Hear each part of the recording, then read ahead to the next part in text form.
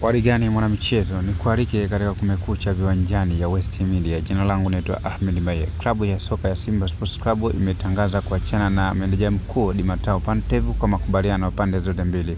Taarifa ya klabu hiyo ambayo imetolewa na bodi ya kurugenzi ya klabu ya Simba na kuweka katika ukurasa wake rasmi wa mitandao ya kijamii imesema kwamba Pantev ataondoka na wasaidizi wake wawili ambao wamekuja nayo. Kwa mujibu wa taarifa hiyo, kikosi cha Simba Sports Club kitabaki chini ya kocha msaidizi Selemani Matola. La mwisho, Pantev aliongoza Simba Sports Club katika mchezo wa ligi ya mabingwa barani Afrika hatua makundi kundi D dhidi ya Stade Malien nchini Mali. Simba iliruhusu kipigo cha goli 2-1.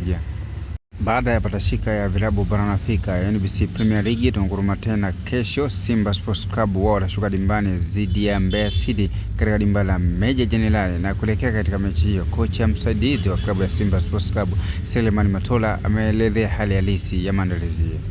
Tuliweza kufika juzi na tulipitiliza moja kwa moja kambini, na jana tulifanya kidogo recovering kwa sababu ya uchovu wa safari kwa ajili ya mechi ya kesho. Kwa hiyo maandalizi yetu yanakwenda vizuri. Tunaichukulia mechi hii kwa muhimu mkubwa sana, kwa sababu nafikiri kwamba hakuna timu rahisi katika ligi ya Tanzania sasa hivi. Ukiangalia ligi inavyokwenda, kila timu imekuwa ni ngumu sana na kila timu imekuwa ikipambana kutoka sehemu nyingine kwenda sehemu nyingine. Kwa hiyo sisi tunaichukulia kwa muhimu mkubwa sana katika mchezo wa kesho, pamoja na ugumu atakao kuja nao Mbeya City, tuhakikisha tunapata alama 3 muhimu. Huyo ni kocha wa Simba Sports Club Selemani Matola. Kocha mkuu wa klabu ya Mbeya City Patrick Mwangata kuelekea katika mchezo wa NBC Premier League dhidi ya Simba Sports Club amezungumza katika mkutano wa waandishi wa habari akisema wajipanga vizuri kuhakikisha wanashinda mechi hiyo.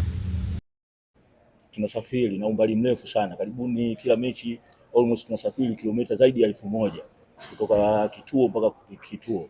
Sasa kusema kweli hiyo nayo imetuingiza fatiki, lakini kutokana na mchezo wa kesho upo lazima tucheze. Tunatumai tulivyojipanga tutaenda kufanya vizuri. Mwalimu, fatiki unayozungumzia inaweza ikawa na inaweza isiwe, lakini tumejiandaa kwa ajili ya mchezo wa kesho kufanya vizuri. Huyo ni kocha mkuu wa klabu ya Mbeya City Patrick Mwaganga. Mabingwa watetezi wa NBC Premier League Dar es Salaam Africa baada ya kumaliza majukumu yao ya ligi ya mabingwa barani Afrika hatua ya makundi, wao watashuka dimbani katika dimba la KMC Mwenge kuwakaribisha Fountain Gate.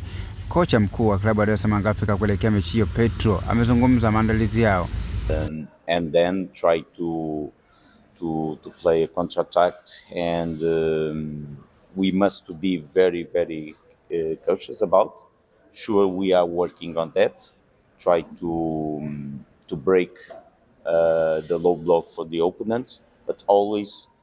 Ni kocha mkuu wa Dar es Salaam Africa Petro na kocha mkuu wa Fountain Gate kuelekea katika mchezo wa NBC Premier League dhidi ya Dar es Salaam Africa katika dimba la KMC Mwenge jijini Dar es Salaam amesema amejipanga kuhakikisha wanashinda, kumaanisha upana wa kikosi chao.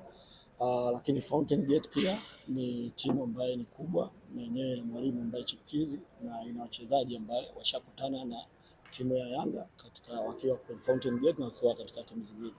Kwa hiyo all in all, kama sisi tumejipanga kwa ajili ya kucheza na Yanga. Huyo ni kocha mkuu wa Fountain Gate.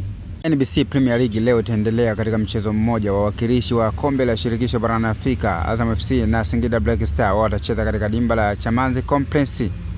Yote ulikuwa nami katika kumekucha viwanjani ya West Media. Jina langu naitwa Ahmed Maye. Kikubwa usahau kusubscribe, kushare, kulike na comment hapo chini ili wa kwanza kupata update zetu. Tukutane wakati mwingine.